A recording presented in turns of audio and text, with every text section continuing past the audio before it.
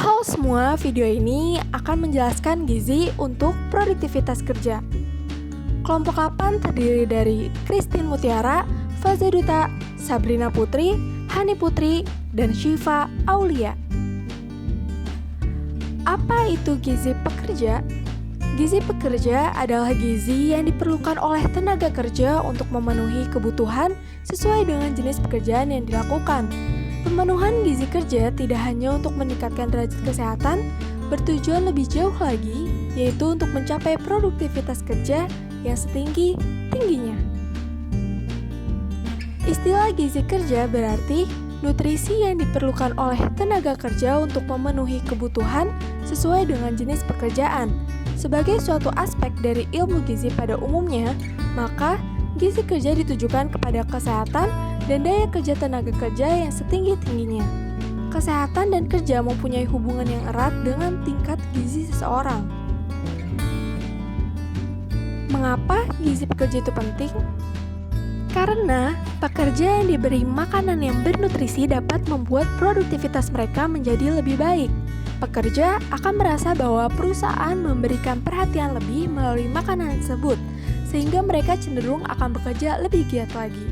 Salah satu upaya yang mempunyai dampak cukup penting terhadap peningkatan kualitas sumber daya manusia adalah upaya peningkatan status gizi masyarakat. Lalu, apa aja sih faktor pengaruh lingkungan kerja terhadap gizi pekerja? 1. Suhu. Tempat kerja dengan suhu tinggi beresiko terjadi penguapan yang tinggi, sehingga pekerja mengeluarkan banyak keringat. Maka kebutuhan air dan mineral perlu diperhatikan lagi sebagai pengganti cairan yang keluar dari tubuh. 2. Bahan kimia.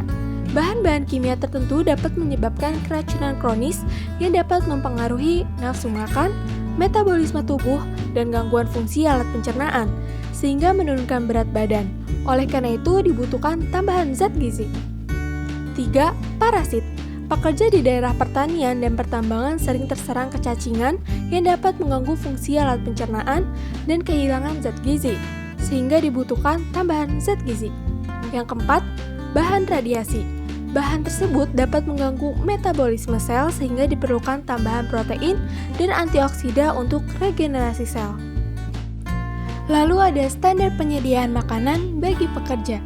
Setelah mengetahui kebutuhan energi kalori, perlu dipikirkan cara memenuhi kebutuhan tersebut dalam menu pekerja sehari-hari.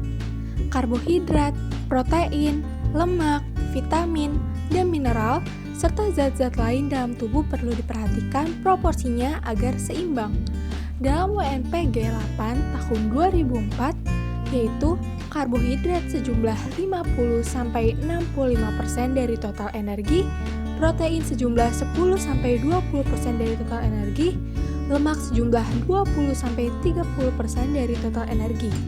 Kebutuhan energi diterapkan ke dalam porsi bahan makanan menggunakan daftar bahan, dan pemberian makanan utama di tempat kerja dilakukan saat istirahat 4-5 jam setelah kerja dan diselingi dengan kudapan atau makanan selingan. Akibat kurang gizi pada pekerja. Menurut Reni Wijayanti tahun 2007, gizi kerja yang tidak baik akan menurunkan derajat kesehatan tenaga kerja yang tinggi, mempengaruhi produktivitas, dan akan menimbulkan kecelakaan kerja.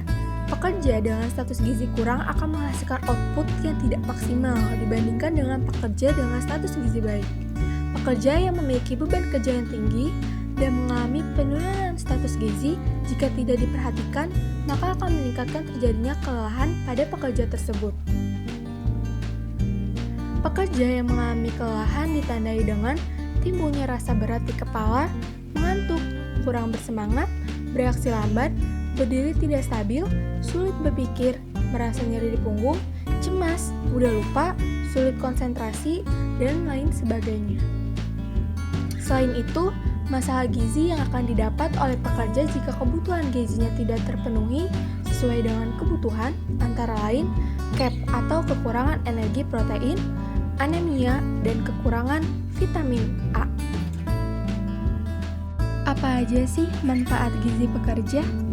Gizi kerja berarti nutrisi yang diperlukan oleh pekerja untuk memenuhi kebutuhan kalori sesuai dengan beban kerjanya. Adapun manfaat gizi pekerja adalah 1. Membuat pekerja menjadi lebih gesit, teliti, dan bersemangat. 2. Mencegah keterlambatan berpikir dan mudah lelah. 3.